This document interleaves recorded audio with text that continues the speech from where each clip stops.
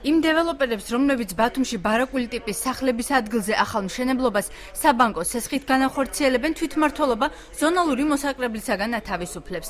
გადაწყვეტილება დღეს საკრებულომ საქართველოს მთავრობის თხოვნით საფუძველზე მიიღო. დავალპროცენტიანი სესხის მისაღებად საქართველოს ბანკთან შუამდგომლობას დაინტერესებულ პირს საჭარის მთავრობა გაუწევს. გადაწყვეტილებას კრიტიკა მოჰყვა.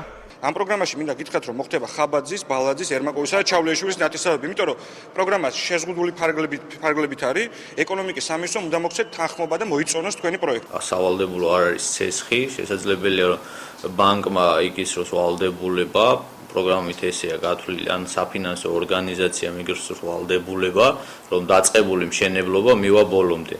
და დასრულებულ მშენებლობას ფინანსთა სამინისტრო კისრულობს იმის თავდებობას, რომ დასრულებულ მშენებლობას გამოისყიდის. საკრებულოს ხდომაზე ნაციონალური მოძრაობის წევრებმა ქალაქის მუნიციპალიტეტს ბათუმის ბულვარის, აჭარის ფინანსთა და ეკონომიკის სამინისტროსაგან კვლავ მერიის დაბრუნების საკითხის გაჭიანურების გამო პასუხი მოსთხოვეს.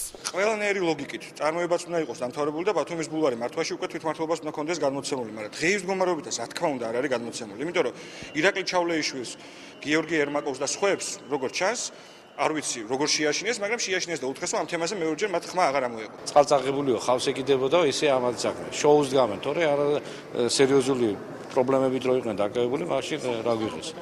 საქმის წარმოებაზე მე მოაწერე ხელი, რომ დაწყებულიყო. ეს პროცესი თუ ახლა დაიწყება, შეუჩლის ბულვარის ნორმალურ ფუნქციონირებას ხელს და სეზონია უკვე კარს მომდგარი სეზონის დასრულების შემდეგ შესაძლებელი იქნება აღნიშნული საკითხის სრულყოფა. გუშინ საქართველოს რეგიონული განვითარებისა და ინფრასტრუქტურის მინისტრის მიერ გაკეთებული განცხადების საფუძველზე საკრებულოს თავმჯდომარეს პასუხი ბათუმის წყლის საქართველოს გაერთიანებულ წყალმომარაგებასთან შესაძლო შეერთების საკითხზეც მოსთხოვეს. გუშინ მოვისმინეთ ტელევიზიით საკმაოდ გაუგებარი განმარტებები ძელდება ბათუმის წყლის ცენტრალიზებულ სისტემაში გადაცემის პროცესი და რაღაცეებით.